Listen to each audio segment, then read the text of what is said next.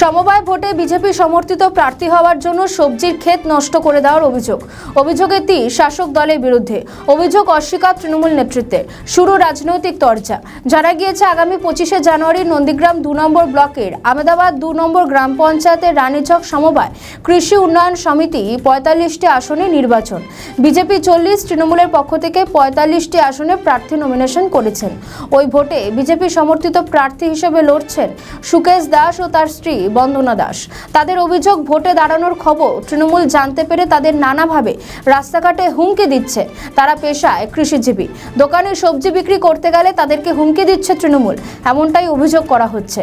গত দুদিন আগে তার 5 বিঘা সবজি বাগানের বেগুন, মূলো, শশা নষ্টের অভিযোগ তৃণমূলের বিরুদ্ধে। সরব সুকেশ দাস, যদিও অভিযোগ অস্বীকার তৃণমূলের। পাল্টা বিজেপির তরফ থেকে দাবি করা হচ্ছে এটা তৃণমূলের সংস্কৃতি। ঘটনাটা বলতে আমি তৃণমূল কংগ্রেস করতাম আগে, বহুদিন 2006 সাল থেকে আমি তৃণমূল কংগ্রেস করি।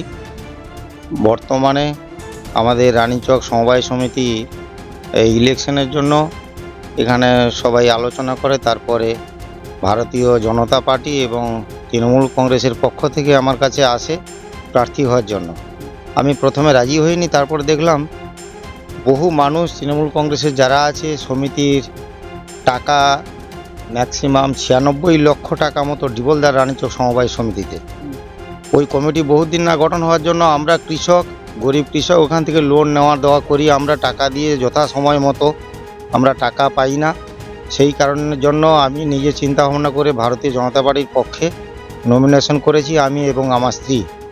সেই নমিনেশনটা করব বলে খবর পেয়ে কিছু তৃণমূলের লোক, আমি ভারতীয় জনতা পার্টির পক্ষে নমিনেশনটা করেছি, আমি এবং আমার স্ত্রী আমরা করেছি রানীচক সমবায় সমিতিতে। তো আমি এই কৃষক, খুব হতদরিদ্র কৃষক। আমার এই কৃষি করি, 5 বিঘে এরিয়া ধরে জায়গা লিজ নিয়ে আজকের 12 বছর ধরে কৃষি কাজ করি। আমার বাগানে শসা, শিম, বেগুন, পুঁই শাক, মূলো, পালং, বরবটি, টমেটো এরকম বহু রকমের আনাজ আমি চাষ করে থাকি 5 বিঘে এরিয়া জুড়ে। আমি প্রত্যেক সপ্তাহে 3 দিন করে বাজার থেকে বাজারে টোটো গাড়িগুলো ভর্তি হয়ে 2 কুইন্টাল 2.5 কুইন্টাল করে প্রতি 2 দিন অন্তর বাজারে মাল নিয়ে যাই। ওখানে কিছু খুচরো ব্যবসায়ী পাইকারি নেয় এবং আমি খুচরো বিক্রি করি বসে।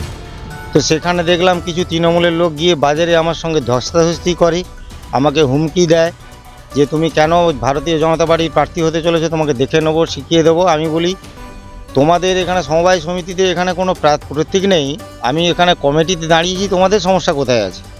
এই বলে ওদের সঙ্গে অনেক তর্ক বিতর্ক হয়। আমি ওদের কোনো কথা না শুনে আমি প্রার্থী নমিনেশন করলাম। আমি আমার স্ত্রী যেদিন নমিনেশন করে আসি, সেদিন নমিনেশন করে আমি নেবে আসার পরে ওখানেও আমার সঙ্গে অনেক তর্ক বিতর্ক হয়, বলে তোমাকে আমরা দেখে নেব। সেই মতো অবস্থায় আমি থাকি। নমিনেশন করার ঠিক 3 দিন পরে আমি বিকেল 5টা পর্যন্ত বাগানে কাজ করে গেছি। আমার বাগান সবুজ এবং সুন্দর আছে। সকালে আনাজ তুলে মার্কেটে নিয়ে যাওয়া হবে বিকেল 3টের সময়। আমি যখন সকালে 8:30টার সময় লোকজন নিয়ে আসি বাগানে আনাজ তোলার জন্য, তখন দেখলাম পুরো বাগানে এমন একটা কোনো মেডিসিন মেরে দিয়েছে, পুরো বাগান আমার লাল হয়ে সমস্ত সেদ্ধ হয়ে গেছে। সেই অবস্থাতে আমি কান্নাকাটি করে দেখে আমি আর সহ্য করতে পারিনি। আমার এই 5 বিঘে জমি, আমি কৃষির কাজ করি, আমার প্রতি পরিবারের 6 জন লোক আমার এই কৃষির উপরে চলে সারা বছর। আমি এই বাগানটা তৈরি করতে ম্যাক্সিমাম 2 লক্ষ টাকা খরচ হয়েছে। লেবার নিয়ে কাজ করি, যেমন আমার পরিবার চলে, 3-4 জন লেবার কাজ করে আমার বাগানে, তাদেরও পরিবার চলে। আমার বাগানের সামনে কেউ আনাজ চাইতে এলে 1 কিলো চাইলে 2 কিলো আমি এমনিতে দিয়ে দিই, পয়সা নিই না। কে বা কারা রাত্রিতে এরকম ধরনের আমার বিভৎসভাবে ক্ষতি করেছে, তাই আমি আজকে 3 দিন কোনো ভাত জল খাই না। চিন্তায় আমি একদম মগ্ন হয়ে গেছি।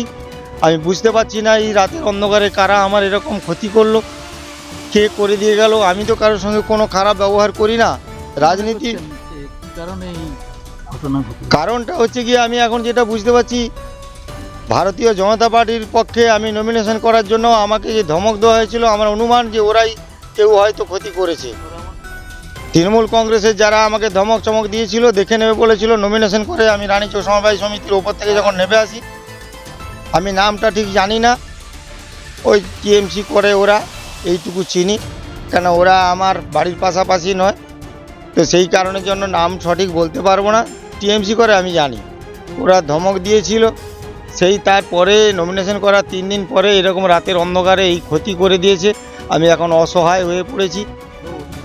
আমি কোথাও এখনও পর্যন্ত অভিযোগ করিনি। কালকের নন্দীগ্রাম থানা থেকে 3 জন সেবকে এসেছিলো, 2 বার ধরে ওরা ছবি টবি নিয়ে গিয়েছে। আমাকে বললো আপনি ডায়েরি একটা করুন। আমি বলি আমি রাতের অন্ধকারে কাউকে দেখিনি, কার নামে ডায়েরি করতে যাব?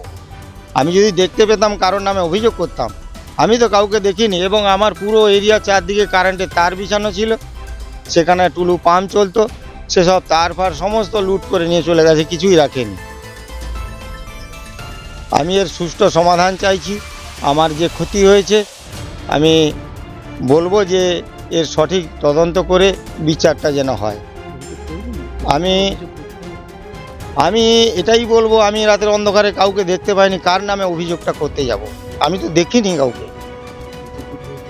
প্রার্থী হয়েছেন অর্থাৎ এই সমবায় সমিতিতে, আপনারা দলকে জানিয়েছেন?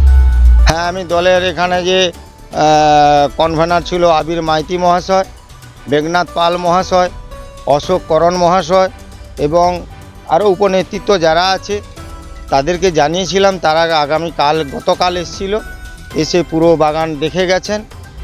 এবং এসেছিল প্রলয় পাল মহাশয়, মমতা পাত্র মহাশয়া।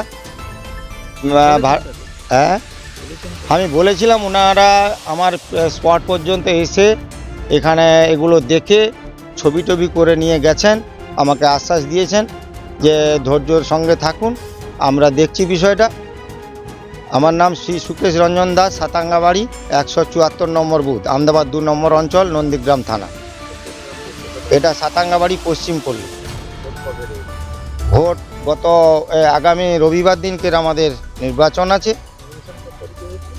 নমিনেশনটা 15 তারিখে নমিনেশনটা হয়েছে।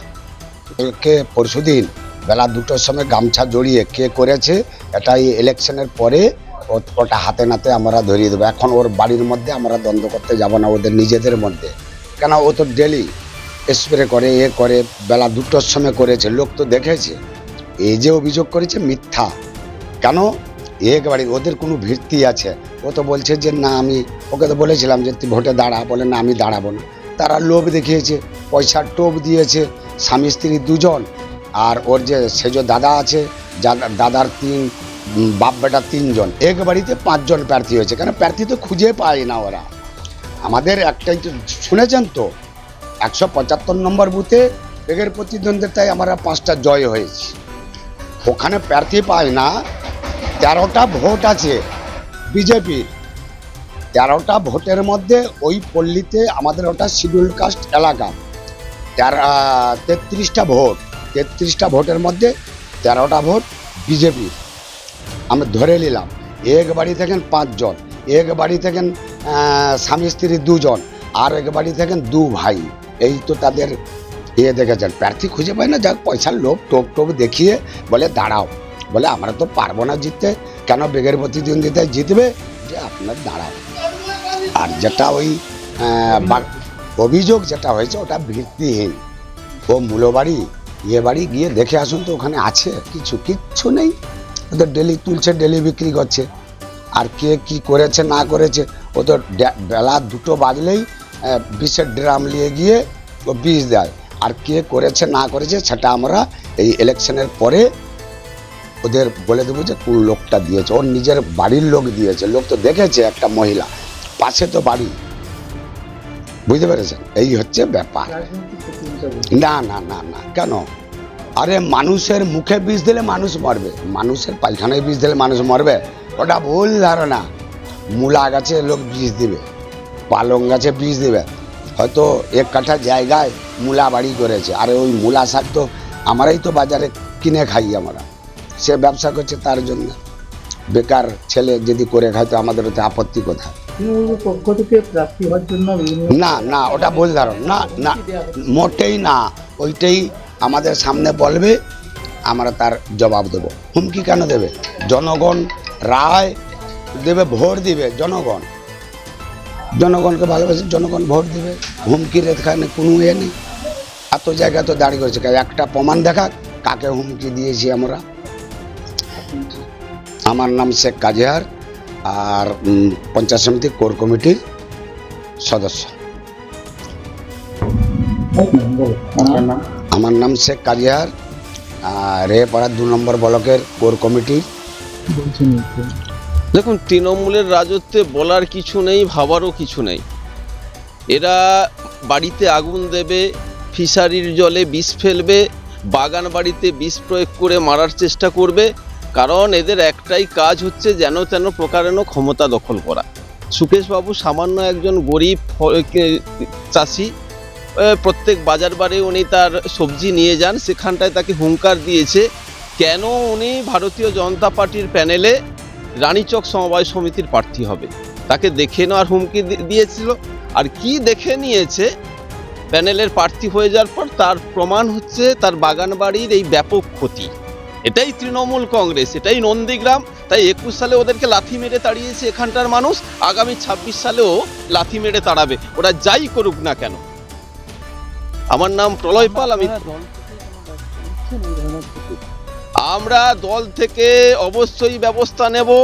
বারবার এসেছি, সুকেশবাবুকে আশ্বস্ত করেছি, আমাদের যতটুকু করণীয় করব। প্রশাসনের প্রতি আস্থা আমরা রাখি না, কারণ চটিচাটা প্রশাসন, তারা তাদের দু চোখ বন্ধ, দোকান কাটা, তাদের কাছে অভিযোগ আবদার করে কিছু লাভ নেই।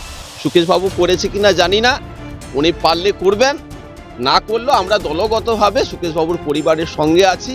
তার ক্ষতিপূরণ যতটা সম্ভব আমাদের পক্ষে দেওয়ার, আমরা দেওয়ার চেষ্টা করব।